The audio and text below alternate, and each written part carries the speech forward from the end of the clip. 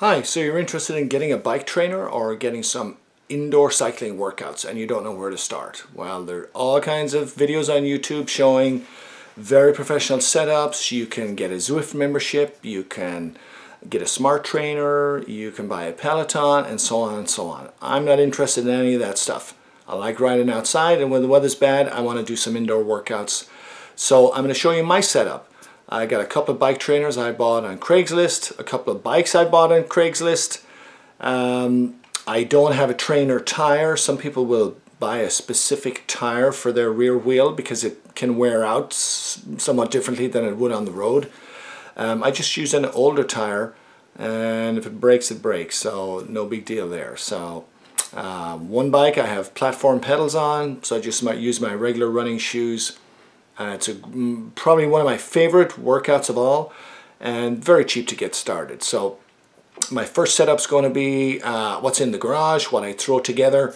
If there's something going on inside the house and I want to be by myself out there.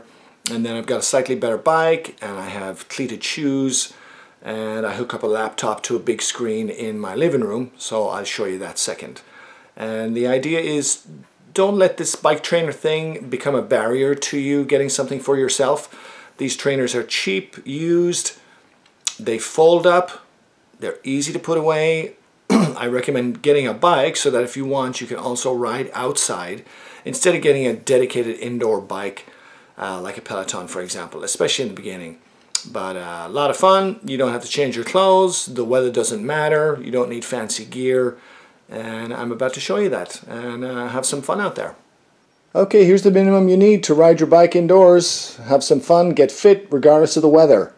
A bike trainer. This is an older style trainer. It's not a smart trainer, doesn't plug into anything. All it does is provide resistance as you ride. And then there's a riser block. Because your rear wheel is suspended off the ground, that riser block will go underneath the front wheel, so your bike's leveled out when you're riding. And then this is a bike I picked up a few years ago on Craigslist. I think it was 200 bucks. It's actually a cyclocross bike, but really any bike will do. You just want to make sure that your trainer can hold any bike. Some of them are not compatible with mountain bikes, for example, but some are. So I'll set this up and show you what it looks like. What I use when I'm riding this inside is a computer I've got in my garage. If it's nice, I'll ride outside, and I'll just put my phone on a table out there and ride along with some YouTube videos. Alright, here's everything set up in the garage, just like that. Bike's on the trainer, ready to go. Couple of minutes to put together, no problem. And then you got your phone, you got YouTube. You can watch GCN or one of those other outfits that provides free training videos online. Get a workout regardless of the weather, get your training in. Inside, just like that. This is my better bike trainer setup where I've hogged the spot in the living room. Another cheap bike trainer from Craigslist. Got my cycling shoes there. A tripod from a telescope that I put a wooden platform on. A laptop hooked up. And a big screen TV right beside it. So really this is all you need. A sweat guard on the bike and a towel. And I'm not on Zwift, I'm not on Trainer Road or Rouvy or any of those. I just put some YouTube videos on and have some fun. So you can ride along to stuff like this. People have taken GoPros with them on rides where you can see some scenic parts of the world.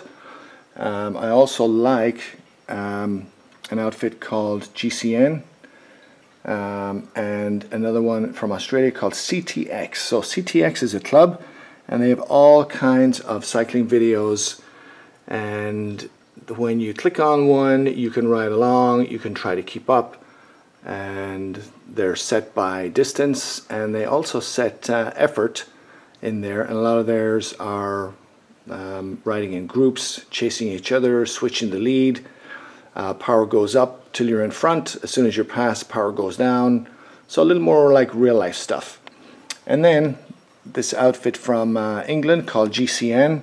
These guys are all former pros, and they again also have a lot of different kinds of training videos going by time, and They're almost exclusively indoor. However, they have a few where there's one person in the studio doing the indoor routine, and there's video from somebody on the road to accompany them, for example, climbing a hill in the Alps. And you can watch the video of the guy on the bike, and then they switch over and back to the guy in the studio. So that's it. No memberships to anything, all on YouTube, and easy to set up. A little more complicated than the minimum, but same basic principle. And in 2 minutes I can take my bike off and go for a ride outside.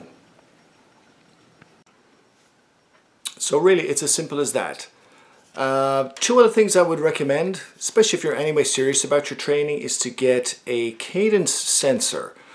This is a little device that you can put right in front on your handlebars, and there's a little sensor that goes around your wheel, and it will tell you your current speed and your RPMs, your cadence.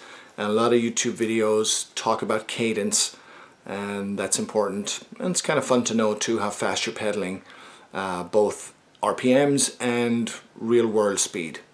The second thing I'd recommend getting is a heart rate monitor.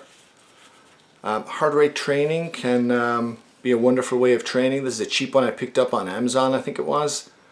Works great. I have a free app on my phone, so I can see what my heart rate is, and I'm making an attempt to learn how to train in different heart rate zones to improve fitness. I don't want lots of junk miles, as they call them, which are miles that really don't contribute to your training or your fitness, because you're not training hard enough, or you don't have enough recoveries between hard sessions. So all that kind of stuff is a work in progress. It's something we got to learn for ourselves, but I'd recommend those two. I think the cadence sensor was 30 bucks. Comes with everything, made by CAD-EYE. There are lots of them, of course. This one is Magene, I guess, M-A-G-E-N-E is the company, and they also make speed and cadence sensors. This is the first product I've purchased from them, again on Amazon. That was pretty cheap and works just great. So have fun cycling and stay fit.